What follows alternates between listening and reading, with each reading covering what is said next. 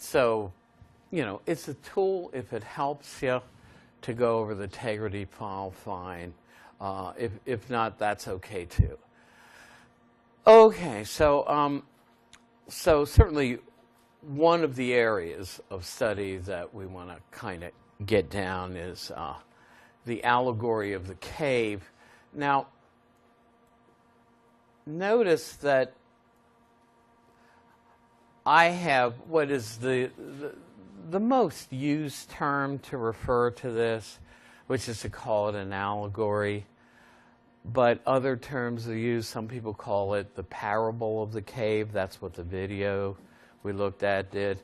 Some books call it the myth of the cave. Others call it the simile of the cave. So it doesn't matter. They're all referring to the same thing, right? And we're not looking at Plato's deep theory of reality and how it's a story that relates to that. But we're mostly looking at it as a means of understanding a little bit about what philosophy is and what it tries to do. And, you know, we see in the allegory that it tries to get us to critically assess the beliefs we have, to go through them and ask, well, what kind of a foundation, what kind of a ground do I have for some of my beliefs? And, you know, what's my reason for thinking that this particular belief is a good belief?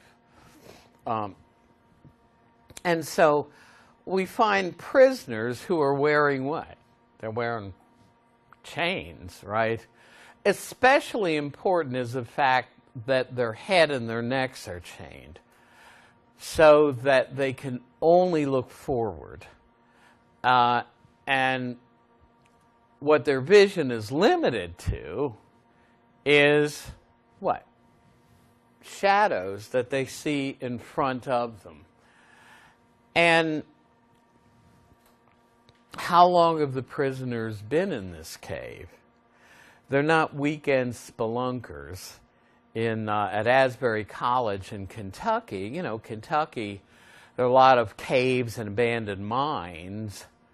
And some of my buddies from college would go spelunking, you know, into caves on the weekends.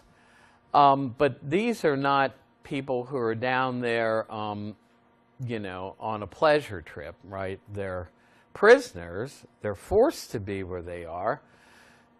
And also, they've been there really since early childhood. So their world since early childhood is the cave. And it turns out that because what they immediately experience are the shadows on the wall, their beliefs about the shadows are that these are the most real things. This is reality.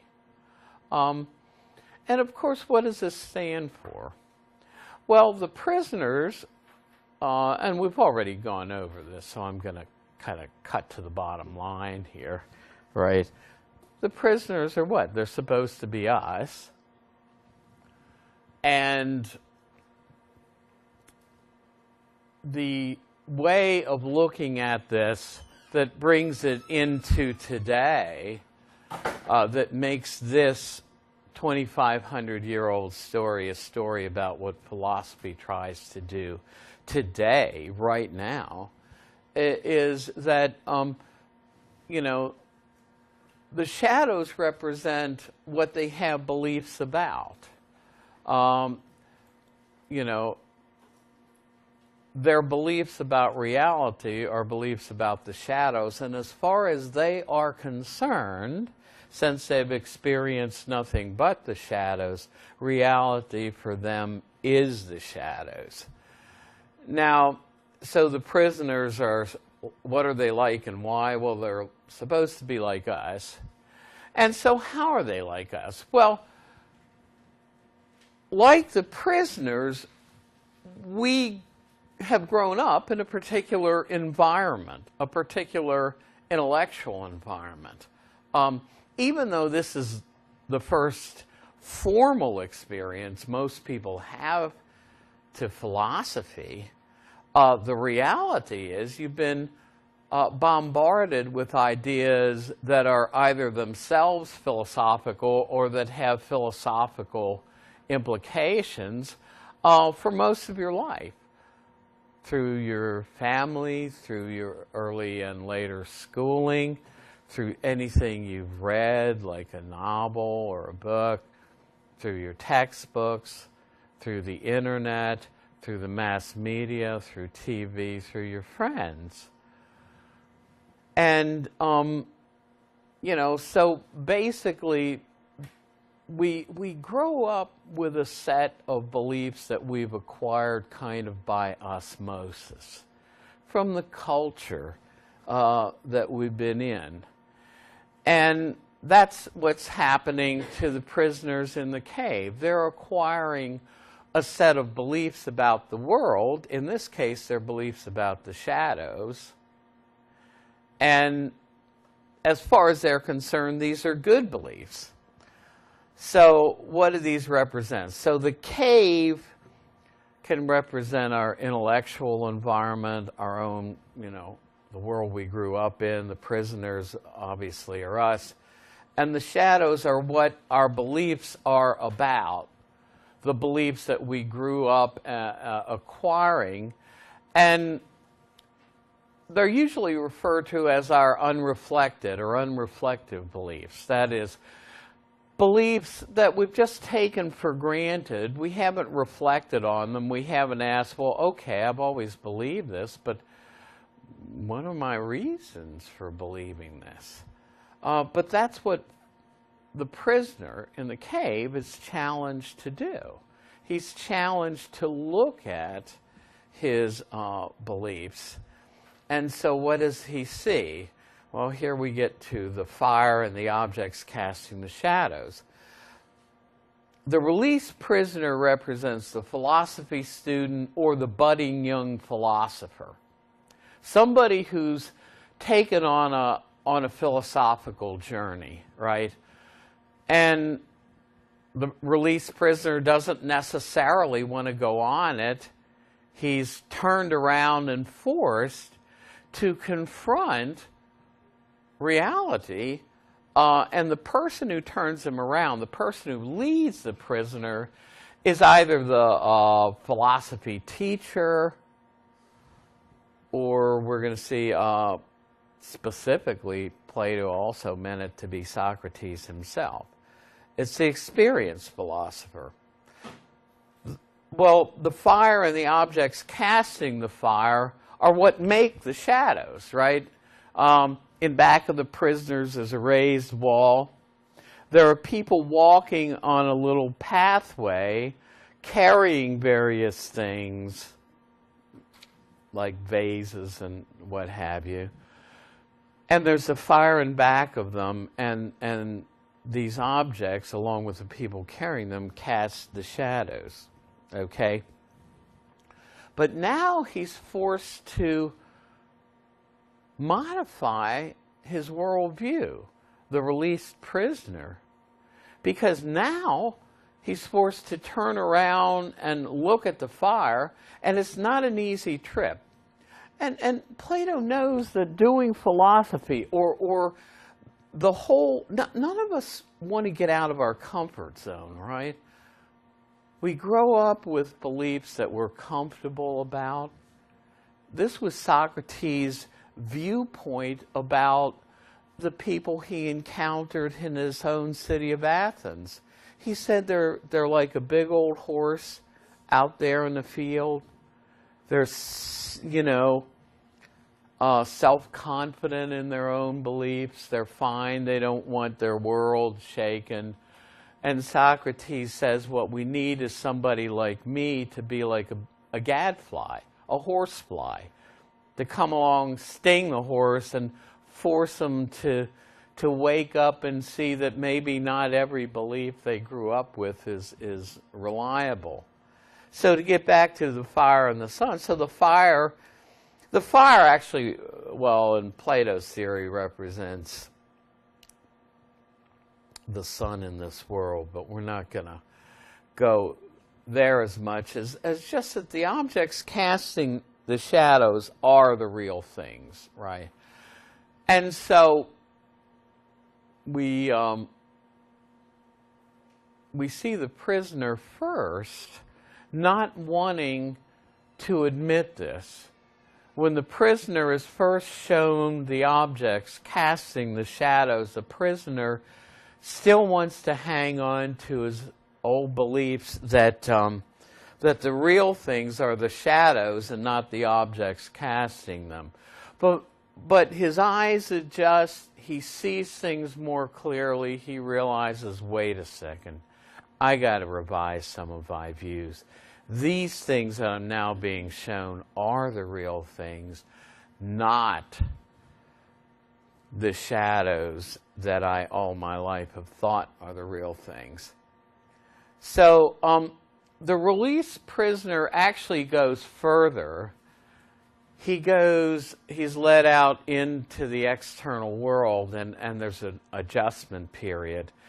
Now, for Plato, this represents a world of ideal entities, he calls the forms, that are the blueprints for everything down here. In other words, they determine a thing to be what it is. There's a form of triangularity that determines what is a triangle.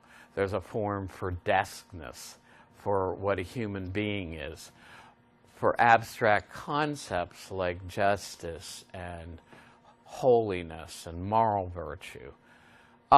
So Plato thinks, essentially, his theory of reality is that images of things like a painting of a desk or the shadow of a desk, or as I can see, since the floor has been polished, the reflection of a desk in water or a mirror, or in this case the floor, those for Plato are very far removed from reality, as would be a painting of a desk.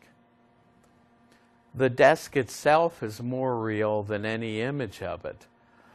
But for Plato, things in this world aren't as real as the absolute standards, the form of a desk in another world that he thinks we can reach only by our reason. Now, I'm not going to ask you specific questions about his theory of reality, but that's part of the reason why Plato has the prisoner go outside of the cave. He's going into this other world of the forms. We saw in the first video Meno's slave boy. And how is it that he can answer geometry questions right? Well, Socrates' answer is he knew things and learned things about geometry in a previous life because he was acquainted with the eternal truths of geometry in the world of the forms. His soul was, before it became this world. But he's forgotten some of that knowledge, and it has to be brought out by questioning. So at any rate, the world outside for Plato represents the world of the forms. But the point is, the prisoner is led back into the cave. First of all, now that he really knows what reality is, now that he's come to see things as they really are, what passed for wisdom back in the cave no longer is something that he is satisfied with. Because what gave brownie points to his buddies is how well they can discern little subtleties in the shadows. So now he's taken quickly back to the deep, dark cave where he was after he's been out in the sun on a bright day like today, and his eyes haven't adjusted yet. And so he sat down by his buddies, and now he can barely see. You know, he's still got like sun imprints in his eyes. and his eyes haven't adjusted and he can barely see what the shadows are. And his buddies think that this little philosophical journey this guy took was no good. He's come back and his eyesight is ruined, he can hardly see. And of course this in part shows an attitude toward philosophy and learning deeper things about reality that is prevalent today. You know, why even try to bother with some of these deep questions? You know, worrying whether we have an immortal soul, whether we can give any reasons for life after death, whether we ought to think of ourselves as just a material being, whether we have free will, whether we can justify moral decisions and defend moral responsibility. Why even worry about these things? Well,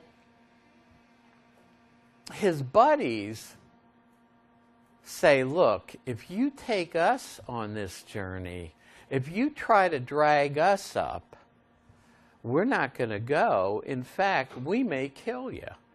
And of course, Plato, in bringing that up, has who in mind? Who did the state of Athens kill? Because he was a philosopher. Socrates, right? So there's the allegory of the cave and how it gives us one function of philosophy, which is a critical function. But here we don't necessarily mean negative, but critical in the sense of analytical, of wanting justifications before you commit yourself to something.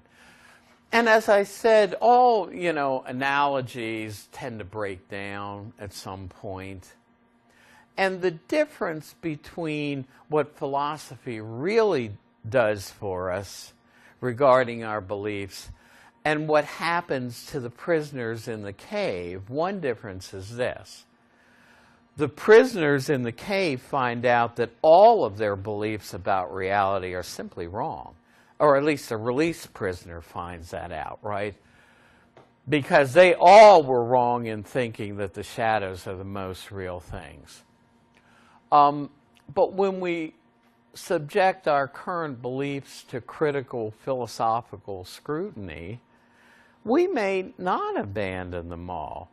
There may be some that we even find better reasons for believing than we had before we ask questions, philosophical questions about our beliefs. So unlike the prisoners, subjecting your beliefs to a kind of critical scrutiny doesn't necessarily mean you're going to abandon them all or think they're all wrong. One of the things that philosophy may give you, when you read the philosophers we study, they often give some people some deeper reasons for some of the beliefs they already hold than they thought were possible. So philosophy is not always negative, and critical is not always meant in a negative sense. So somehow this is out of place. The practical consequence of the problem of free will are that it links up with moral responsibility. But to go, I put this, now look, I don't expect you to go and summarize somebody's argument in this kind of a rigid fashion, okay?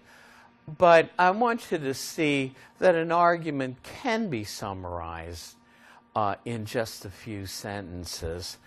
And so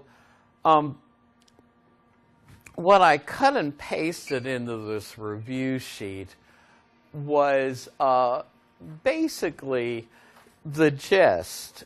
If you boil them down to their essentials, simplify them, these are some of Socrates' main arguments.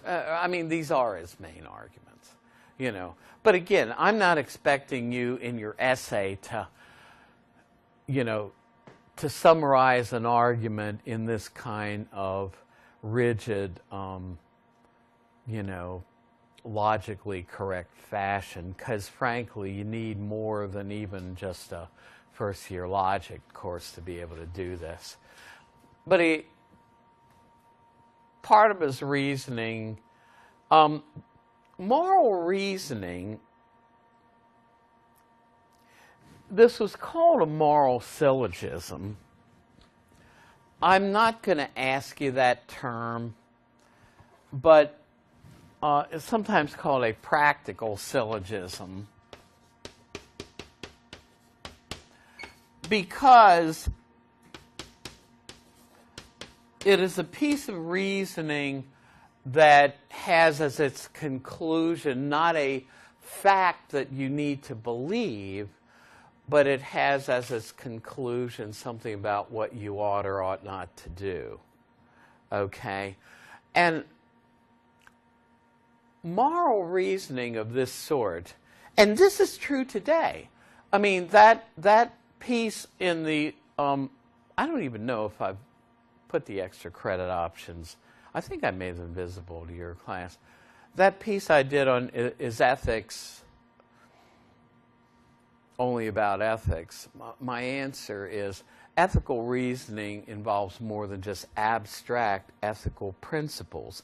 Applied ethics, applying ethics to a particular situation, involves what Socrates is doing here. Bringing in some abstract moral truths, like I ought to keep my promises or agreements, I ought not to harm other people, I ought to respect my parents. It involves bringing in not only abstract moral principles like that, but also particular facts. And it is the facts that help you decide whether the case that you're trying to make a moral decision about really falls under the general principle. And so that's what Socrates is asking himself. You know, does what I'm planning to do follow under any general moral principle that tells me that I ought to accept my friend's offer of escape or not do it? Now remember, Socrates could have proposed exile at his trial as his penalty. Remember, after he was convicted, the jury got to vote again in what we today would call the penalty phase of Socrates' trial. And the way the legal system made it fair is the prosecutors got to propose the penalty. The accused person or that person's lawyer got to propose a penalty, and then the jury would vote on which one the convicted person would get. Socrates, you'll recall, does not propose a real penalty. He says, look, I'm being railroaded. These are trumped up charges. I'm innocent. I deserve no penalty, so I'm going to propose none. You want a penalty? Here's an in-your-face penalty. How about a lavish state pension so I can continue doing what I'm doing without worrying where my next meal is coming from? How about free meals for life at the state's expense? Well, obviously the jury is not going to vote for that. So they voted for the only penalty they could, which was death. Now, had Socrates proposed exile at his trial and the jury voted on it, then the legal system would have worked, right? And Socrates would have gone into exile with the blessing of the state, and everything would have been according to the law, and the verdict of the court would have been respected. But now, after having been convicted and sentenced to death, for him to try to escape would be to thumb his nose at the laws, thumb his nose at the legal system, and effectively try to overturn it. And so Socrates says, look, if I escape, then I'll overturn the laws of the state. And if I end up overturning those laws, then I'll end up harming the state, right? The state's going to be harmed if its laws and the verdict of its courts are set aside by private citizens. But if I harm the state, then I harm another. He relates to the state as if it were another person. Therefore, if I escape, I really do harm someone else. But if I escape, then I harm another. And if there's a moral principle that says I should not intentionally harm someone else, then I should not escape. So another piece of reasoning, he says, the state's raised me, so it's been like a parent to me. The laws have allowed my parents to get married under them and raise me and educate me. So the state did raise me, therefore it's like a parent. If I escape, then it would be, in effect, like disobeying a parent. And since I shouldn't disobey a parent, I shouldn't escape. And I also shouldn't harm a parent. He says I don't have the right to strike back at the state, even if it convicted me unjustly, just as I don't have a right to strike, as a child doesn't have a right to strike back at its parents if punished unjustly by them. Now, the third argument he uses has to do with keeping our agreements. Since he could have left Athens if he didn't like the way their legal system worked, he says, because I voluntarily stayed there, I have an implied agreement to respect the verdict of the courts, to obey the laws of Athens. And he says, I have voluntarily chosen him, therefore I do have that implied agreement. I'm shortening it down for the sake of time. So if I escape, I break this agreement, and I have a moral duty not to break my agreements, therefore I should not escape, right? So fatalism, roughly, there's not going to be much on free will, just some of that stuff on fatalism and Oedipus that we went over last time. You know, the view that fate basically determines our destiny in a way that overrides our free choices. Fate has determined our destiny, and it's going to happen no matter what free choices we try to make to avoid it. And we saw this, that Oedipus, when he hears a prophecy that he's going to kill his father and marry his mother, tries to avoid his fate by not going back to Corinth, where he thinks his father and mother are living. But it turns out those aren't his real father and mother. They were his adoptive parents. Iacosta, his mother, who he does end up marrying, her husband also has a prophecy that they would have a child by her, and that child would kill him.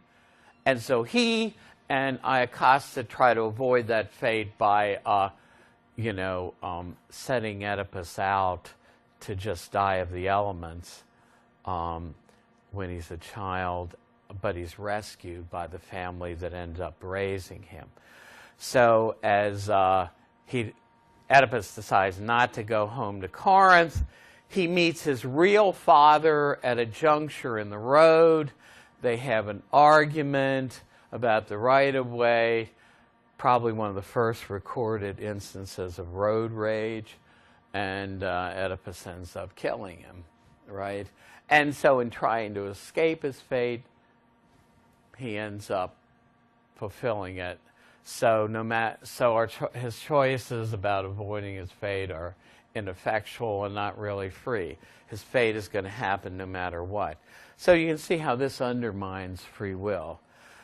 Now, I said, I'm not going to ask you questions on that reading on karma. If you want to try to struggle with it and write your essay on that, that's fine. But I think it's a very difficult piece.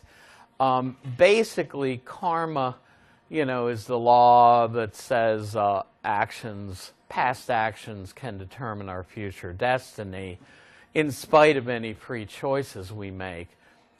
If I made bad choices in the past, then bad things may happen to me regardless of my choices. Of course, you can turn your karma around a little bit. But if we have a fate determined for us via karma, defenders of karma say, well, in the big picture view of our lives, that fate is going to be accomplished. If you were meant to attend Coppin University and go into the university, into the nursing program, it's going to happen. But, because of maybe some good karma you're having in this life. But you can still choose to have a bologna sandwich or a hamburger. You can still make the little choices freely, defenders of karma would say. So how do our past actions relate to one's future actions? Well, basically, the karma determines whether the past actions determine what happens to you in the future. So this isn't everything, but it's most of it. So remember to spend your 43 cents, get your Scantron form. Again, I apologize that the review sheet was not up there, and the administrative assistant, for whatever reason, is not in. She's usually in at 8, okay? But if you want to check for anybody who came in after I made this announcement, this building, room 527, there are mail slots. I will put those up there if you want to get one of those printouts. But remember, they're on Blackboard. If you have a question, you can email me at the Coppin email, but you might want to also email me at this Gmail address, because this goes right to my phone. Okay, look, have a good, weekend. Again, write your own essay, bring it printed, 1.5 to 3 pages, type double-spaced, and the essay pool is also there. Okay, thanks very much. Have a great weekend.